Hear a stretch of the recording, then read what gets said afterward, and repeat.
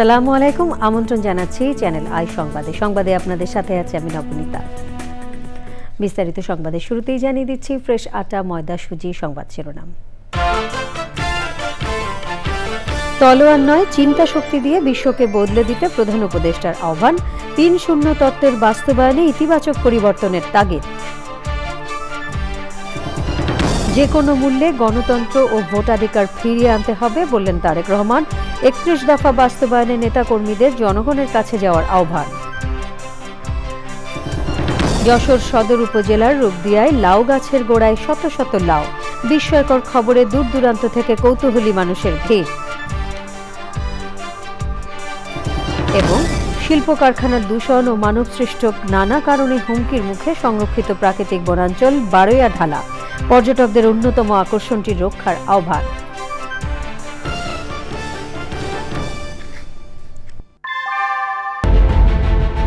Primacy in build. German technology. Bangladesh's first Thermix rod. Salam Steel Thermax.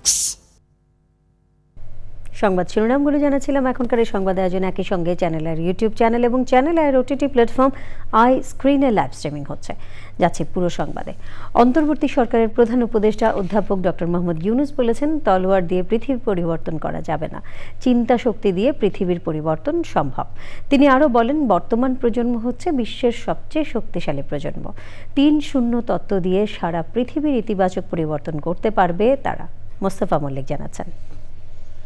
শীর্ষ 10টি ধনী দেশের একটি কাতার। দোহায় আর্থনা সম্মেলনের ফাঁকে কাতার এবং বিশ্বের বিভিন্ন দেশের প্রতিনিধিদের সঙ্গে গুরুত্বপূর্ণ বৈঠক করেছেন প্রধান উপদেষ্টা অধ্যাপক মোহাম্মদ ইউনূস। বিশ্বের শীর্ষ উৎপাদনকারী দেশগুলোর মধ্যে একটি হতে চায় বাংলাদেশ। কাতারে খ্যাতনামা বিদেশি বিনিয়োগকারীদের সঙ্গে বৈঠকে এমন বার্তা আগেই দিয়েছেন অধ্যাপক ইউনূস।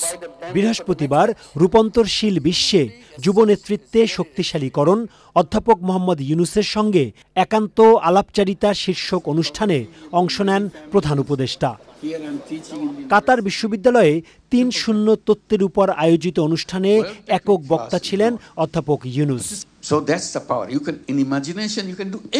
তরুণদের মেধাকে কাজে লাগাতে হবে। পরিবর্তনের জন্য চিন্তা করা বাদ দেয়া যাবে না। নিজের জন্য চিন্তা করতে হবে, রাষ্ট্রের জন্য চিন্তা করুন। চিন্তা করাটা একটা ক্ষমতা, এই ক্ষমতাই তরুণদের পরিবর্তন করবে। যে কোনো চাকরি ভুল ধারণা। ভালো বিশ্ববিদ্যালয় থেকে লেখাপড়া শেষ করে সবাই ভালো চাকরি চায়। চাকরির পরে পদোন্নতি। চাকরিতে পদোন্নতি হচ্ছে একটা ফাঁদ। অথচ আপনি একজন মানুষ, আপনি পৃথিবীকে পরিবর্তন করতে পারেন। তলোয়ার দিয়ে পৃথিবী পরিবর্তন হবে না, পৃথিবী পরিবর্তন হবে চিন্তা শক্তি দিয়ে। চাকরির পেছনে না ঘুরতে তরুণদের প্রতি আহ্বান জানিয়ে অধ্যাপক ইউনূস বলেন, জীবনটা খুব ছোট, সময় নষ্ট করার কোনো সুযোগ নেই। Mostafa Mallick, channel I, Dhaka. বিএনপির ভারপ্রাপ্ত চেয়ারম্যান তারেক রহমান বলেছেন, বিগত 15 বছর নির্যাতিত ও জুলাই আগস্টের নিহতদের বলিদান নষ্ট হতে দেয়া যাবে না।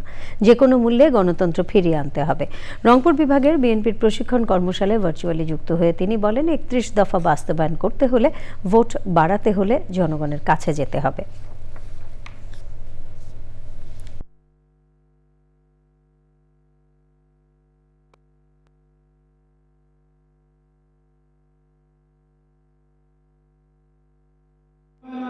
ভোট যদি আপনার পক্ষে আনতে হয়, আপনাকে জনগণের কাছে যেতে হবে।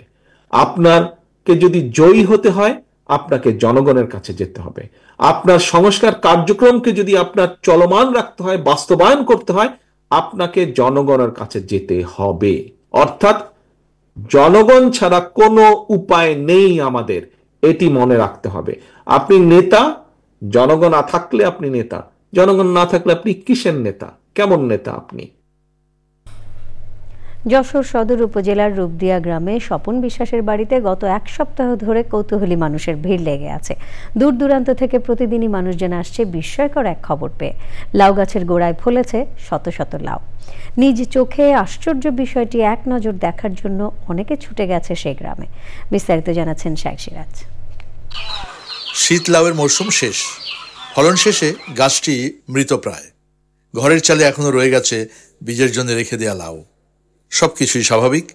এর মধ্যেই বাড়ির মালিক লক্ষ্য করলেন অস্বাভাবিকভাবে গাছের গোড়ায় ফলেছে অসংখ্য লাউ। কিন্তু এখন লাউ আছে, দেখেন এই ছোট ছোট হতে আছে, কিন্তু এখন বন্ধ নেই, এইসব ডালটা কিন্তু এখনো হচ্ছে ওইভাবেই। এই যে এখন হচ্ছে ওইভাবে। গণেছেন কি কটা হচ্ছে? 100-র উপরে। মূল গাছ তো এটাই? মূল গাছ ওইটা। বিচি কি বাজার থেকে কেনা ছিল না? বীজ কিনে চারা বানানো বাড়ি। আচ্ছা, মানে আমার আরো প্রজেক্ট আছে, সেই সব জায়গায় লাগাইছিলাম, এটা এই জায়গায় লাগাইছিলাম। অন্য প্রজেক্টে কি এরকম? না, এরকম হয়নি। সে প্রজেক্ট সব লম্বা লম্বা বড়টাই হয়েছে, কিন্তু এরকম গুড়ায় হয়নি। হঠাৎ করে এই নিচে এরকম হওয়াটা আসলে আমরা ওইভাবে এখনো দেখিনি। আপনারা কি এর আগে দেখেছেন এরকম কোনো? এটাই প্রথম। এটা তো স্বাভাবিক লাউ, নরমাল লাউ। বিষয়টি সম্পর্কে জানতে ভিডিও কলের সদর উপজেলার কৃষি কর্মকর্তা এবং উপসহকারী কৃষি কর্মকর্তার সঙ্গে যোগাযোগ করি। তো দুজনই আমার সাথে অনলাইনে আছেন। আমি আপনাদেরকে একটা গাছের গোড়াতে, এই যে আপনি দেখেন, এটা আসলে জেনেটিক্যাল যে বিষয়টা, এটা আসলে গবেষণা না করলে আমরা এই মুহূর্তে বলতে পারছি না। কারণ কি, গোড়ায় যে এভাবে একসাথে এতগুলো সেল ডিভিশন মানে একটা যেভাবে করছে, এটা আসলে নরমালি তো হয় না। আমরা আঞ্চলিক কৃষি গবেষণা কেন্দ্রের মুখ্য বৈজ্ঞানিক কর্মকর্তার সঙ্গেও ভিডিও কলে কথা বলি। আমার কাছেও মানে অস্বাভাবিক লাগতেছে যে এই দৃশ্য আমি জীবনে কখনো দেখি নাই। এটা আমার সাবজেক্ট না, এটা হর্টিকালচারিস্ট যারা লাউ এই যে সবজি বা ফল নিয়ে গবেষণা করে তারা হয়তো দিতে পারবে। না, বিষয়টি সম্পর্কে কেউ কোন রকম ধারণা দিতে পারছিলেন না। আমরা শরণাপন্ন হই উদ্যানতত্ত্ববিদ মেহেদি মাসুদের। শীতের পরে যখন ফুলগুলো ফুটেছে, উপরের গাছের মাচার উপরে যে ডালপালা ছিল সেগুলো সব শুকিয়ে গেছে। তখন সে বেঁচে থাকার জন্য নিচের গোড়া থেকে সে একসঙ্গে বেশ কিছু শুট বের করে। প্রত্যেকটা শুটে আবার ফুল ফুটেছে। ফুল ফুটার পরে সেগুলো আবার পরাগায়ন হয়ে একত্রে সবগুলো আবার ফল ধরেছে। বিষয়টির বিজ্ঞানসম্মত উত্তর খুঁজতে দুটি লাউয়ের নমুনা আমরা সংগ্রহ করি। কৃষি গবেষণা ইনস্টিটিউটে দেব, তারা এটা পরীক্ষা নিরীক্ষা করে দেখবে আসলে এটা কি, কেন এরকম হয়েছে। হ্যাঁ, সেখান থেকে আমরা হয়তো একটা ব্যাখ্যা, সন্তোষজনক ব্যাখ্যা পেতেও পারি। আপাতত যশোরের চাষরার রূপদিয়া থেকে এই পর্যন্ত। শাইখ সিরাজ চ্যানেল। দেশে সংরক্ষিত প্রাকৃতিক বনাঞ্চলগুলোর অন্যতম বারোয়াঢালা জাতীয় উদ্যান। পাহাড়ি মিশ্র চিরসবুজ বন, ঝর্ণা ও ছড়ার কারণে বিভিন্ন উদ্ভিদ ও জীববৈচিত্র্যে ভরপুর বারোয়াঢালা পর্যটকদের অন্যতম আকর্ষণ। তবে শিল্প কারখানার দূষণ ও বৃক্ষ নিধন সহ মানবসৃষ্ট নানা কারণে হুমকির মুখে উদ্যানের পরিবেশ প্রতিবেশ। বারোয়াঢালা জাতীয় উদ্যান নিয়ে আফরোজা হাসির ডেস্ক রিপোর্ট।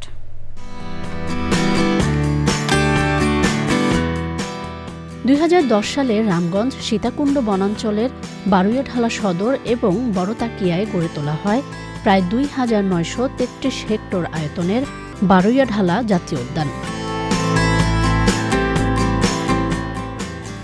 উদ্যানের বিভিন্ন পাহাড় থেকে সৃষ্টি হয়েছে দৃষ্টিনন্দন খইয়াছড়া, সোনাইছড়া, কমলদহ, সহস্রধারা, কুপিকাটাখুম, মিঠাছড়ি এবং বান্দরখুম ঝর্ণা, যা পর্যটকদের কাছে বেশ জনপ্রিয়।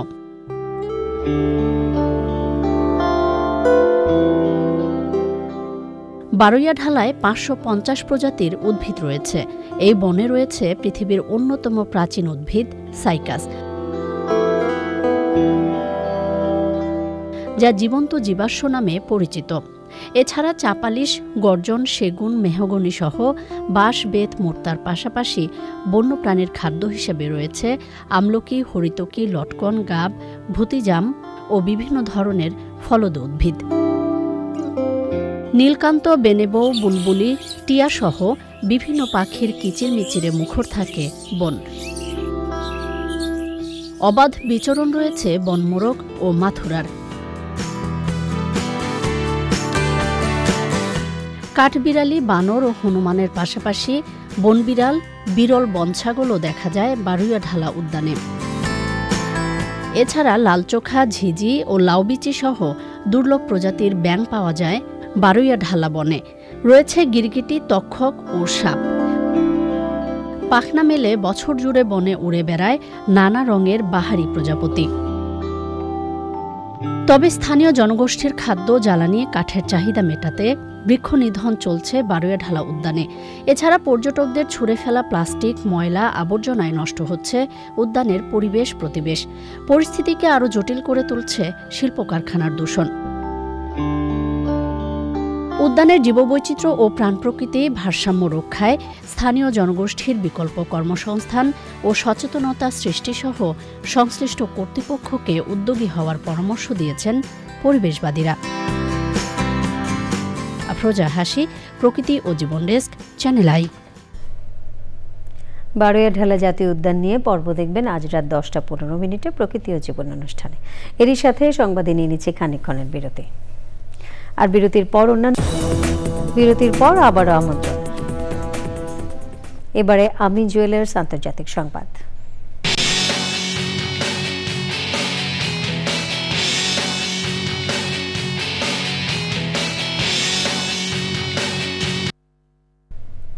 ভারতের প্রধানমন্ত্রী নরেন্দ্র মোদী বলেছেন, পেহেলগামে পর্যটকদের উপর বন্দুকধারীদের হামলা শুধু ভারতীয় নাগরিকদের হত্যা নয়, এটি গোটা ভারতের আত্মার উপর আঘাত। এই হামলার কঠোর জবাব ভারত দেবে বলেও জানান তিনি। হামলার ঘটনায় পাকিস্তানের সাথে পানি চুক্তি স্থগিত, পাকিস্তানের নিরাপত্তা উপদেষ্টাদের অবাঞ্ছিত ঘোষণা ও কূটনীতিক কমানো সহ 5টি পদক্ষেপ নিয়েছে ভারত। পাকিস্তানিদের জন্য সার্ক ভিসাও বাতিল করা হয়েছে। এদিকে পাকিস্তানের প্রধানমন্ত্রী শাহবাজ শরীফ বলেছেন, সিন্ধু নদীর পানি চুক্তি স্থগিত হলে সেটিকে ভারত পাকিস্তান যুদ্ধ হিসেবেই দেখা হবে। এক্সিম ব্যাংক বাণিজ্য সংবাদ।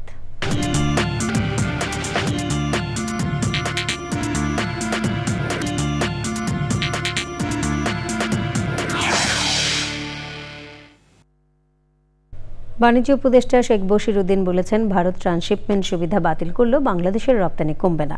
রাজধানীর বসুন্ধরা আর আন্তর্জাতিক কনভেনশন সেন্টারে 2 দিনের মিট বাংলাদেশ প্রদর্শনীর উদ্বোধন করে তিনি বলেন, সক্ষমতার সর্বোচ্চ ব্যবহারের মাধ্যমে খরচের খাতগুলো কমানোর চেষ্টা হচ্ছে। মেলায় বাংলাদেশি চামড়া, চামড়াজাত পণ্য, ফুটওয়্যার, প্লাস্টিক এবং লাইট ইঞ্জিনিয়ারিং সহ 120টিরও বেশি কোম্পানি তাদের রপ্তানিযোগ্য পণ্য প্রদর্শন করছে। প্রদর্শনীতে 9টি দেশের 25টিরও বেশি আন্তর্জাতিক সোর্সিং এজেন্ট, 1000-এরও বেশি স্থানীয় ক্রেতা ও 120 জন উৎপাদনকারী বিজনেস নেটওয়ার্কিংয়ের সুযোগ পাচ্ছেন। অর্থনীতিতে পণ্য বৈচিত্র্যের গুরুত্ব তুলে ধরে অর্থ উপদেষ্টা বলেন, ব্যবসা সহজ করতে সব ধরনের উদ্যোগ নিচ্ছে সরকার।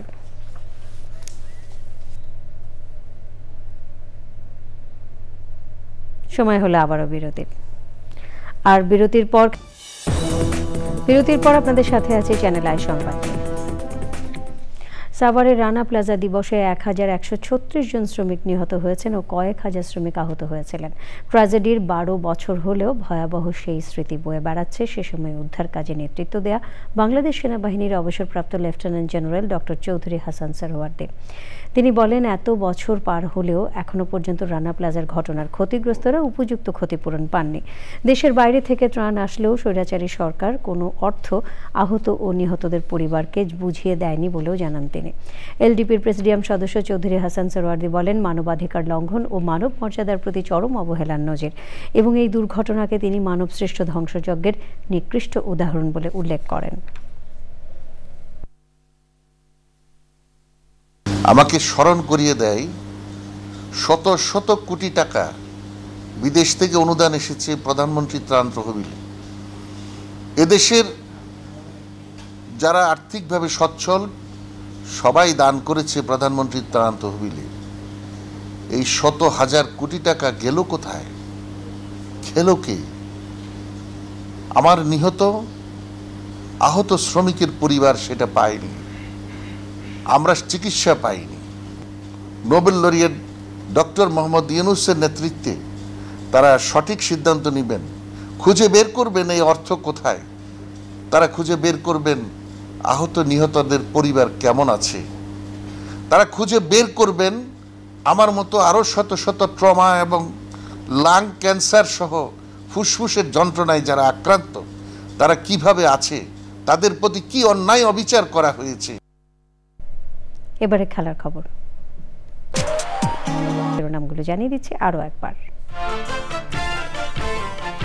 তলোয়ার নয়, চিন্তা শক্তি দিয়ে বিশ্বকে বদলে দিতে প্রধান উপদেষ্টার আহ্বান। ৩-০ তত্ত্বের বাস্তবায়নে ইতিবাচক পরিবর্তনের তাগিদ।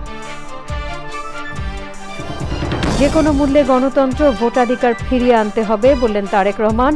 ৩১ দফা বাস্তবায়নে নেতাকর্মীদের জনগণের কাছে যাওয়ার আহ্বান। যশোর সদর উপজেলার রূপদিয়ায় লাউ গাছের গোড়ায় শত শত লাউ। বিস্ময়কর খবরে দূর দূরান্ত থেকে কৌতূহলী মানুষের ভিড়।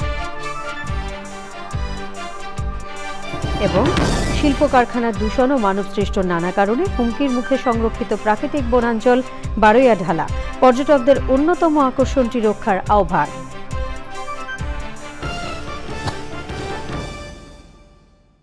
প্রিয় দর্শক, চ্যানেল সবশেষ সংবাদ জানতে ভিজিট করুন channelionline.com যুক্ত থাকুন আমাদের সোশ্যাল মিডিয়া প্ল্যাটফর্মগুলোর সাথে। পরবর্তী সকল সংবাদ দেখার আমন্ত্রণ রইল। ধন্যবাদ সবাইকে।